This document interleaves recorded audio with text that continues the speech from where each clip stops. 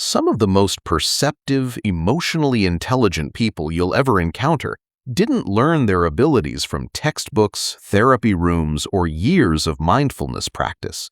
They learned them the hard way. Their nervous systems were trained not by choice, but by necessity, by environments that demanded they read rooms before entering them, predict moods before they shifted, and think 3 steps ahead just to feel something resembling safety. Psychologists have begun calling this traumatic intelligence, and if you've never heard of it, that's precisely why this conversation matters. Here's the psychological truth that most people aren't taught. Trauma doesn't only wound people. In many documented cases, it also sharpens them. Research in developmental psychology reveals that children who grow up inside unpredictable, emotionally volatile, or unsafe environments often develop a heightened sensitivity to social cues, emotional undercurrents, and nonverbal communication that most people simply never acquire.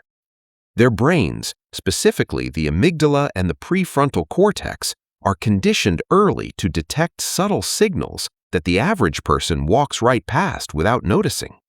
The result is a form of intelligence that appears almost invisible from the outside, but runs extraordinarily deep on the inside.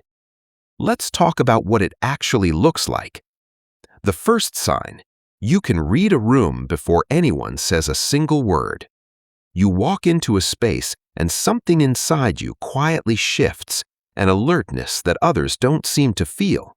You catch the tension in someone's posture. You notice the micro-expression that crosses a face for less than half a second. You sense the emotional weather before the storm announces itself. This isn't intuition in any mystical sense. This is pattern recognition, built through years of environmental scanning that once kept you safe. Your brain was trained early to treat emotional data as survival information, and it never forgot how. The second sign: you feel other people's needs, sometimes before they do. You can sense when someone is struggling, even when they insist they're fine. You detect the shift in someone's energy before they've had time to process it themselves, before they've found the words. Psychologists call this hyperempathy, and it frequently develops in individuals who grew up needing to closely monitor the emotional states of caregivers or family members, not out of curiosity, but out of necessity. You didn't choose to feel others so deeply. Your environment required it of you. Third, you are an exceptional problem solver, and you're at your best when everything is falling apart. When the world around you goes into chaos, something inside you goes still, strategic, focused. You don't freeze, you adapt. You locate the exit before the fire spreads. This is your nervous system doing something remarkable. Researchers describe it as stress inoculation. The brain, having been repeatedly exposed to high-pressure situations early in life, becomes genuinely better calibrated to navigate them.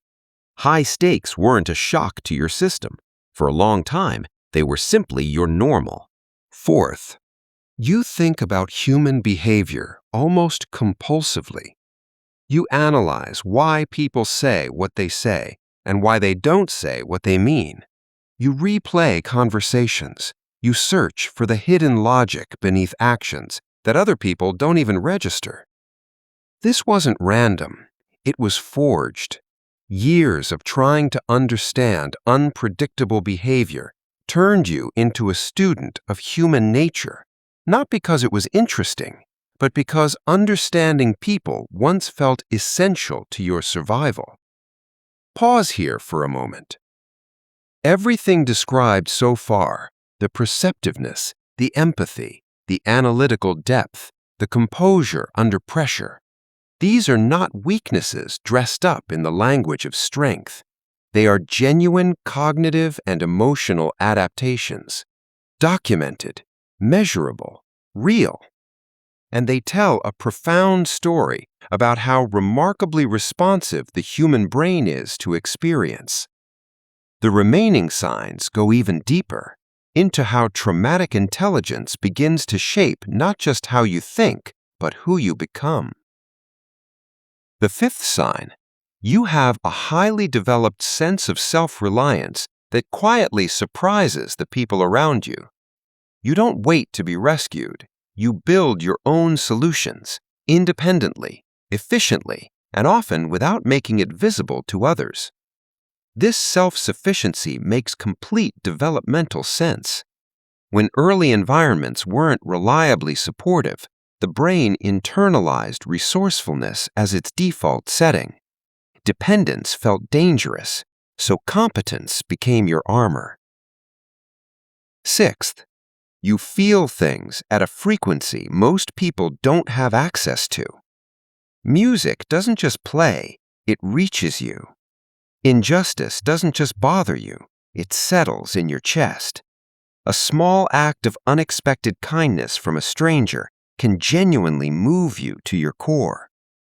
This is a hallmark of traumatic intelligence. The amygdala, sensitized through repeated emotional activation, processes experience at a deeper register. You don't merely observe the world, you absorb it, all of it, at full volume. Seventh, you don't trust easily, but when you do, it means everything.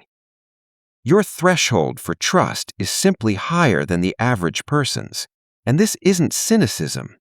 Cognitive psychologists call it adaptive skepticism, a calibrated response built by a brain that learned early that not all signals of safety were genuine. You developed filters. Those filters can be isolating, but they also mean that the connections you do allow in tend to be honest, resilient, and unusually real. The people you choose to trust know on some level that they've been chosen carefully, that it means something. Eighth, you have a complicated relationship with rest. Slowing down feels uncomfortable, sometimes even unsafe. When things go quiet, the mind tends to turn inward and not always gently. Stillness, for a nervous system that was trained to stay alert, can feel like a threat in disguise. This is the architecture working exactly as it was built to work. And here's the quiet irony. Learning to rest, genuinely rest, is itself an act of reclamation for someone with traumatic intelligence. It's the brain being told, maybe for the first time in a long time, that it is allowed to put down its weapons, that the threat has passed, that it is safe to be still. And the ninth sign, perhaps the most defining one of all, you carry a quiet, unshakable sense of meaning. You don't move through life casually. You've looked closely at pain, your own and others, and something in you has refused to let it be meaningless.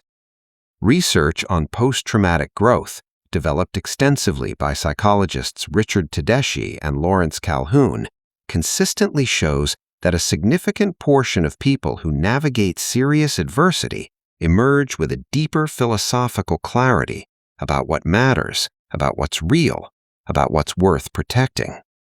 You didn't arrive at your values easily. That's exactly why they hold. Here is what's worth sitting with before you move on. Traumatic intelligence is not something to celebrate at the expense of acknowledging the cost that created it. The sharpness was real, but so was the pain.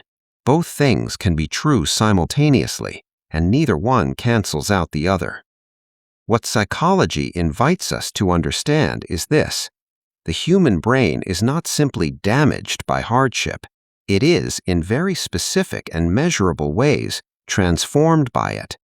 The perceptiveness you carry, the empathy you extend so freely, the way you read people, navigate chaos, and refuse to let suffering be without purpose, these are not coincidences. They are the architecture of a mind that had to grow up quickly, and did. The question is no longer how you got here. The question is what you choose to build with the intelligence you earned along the way.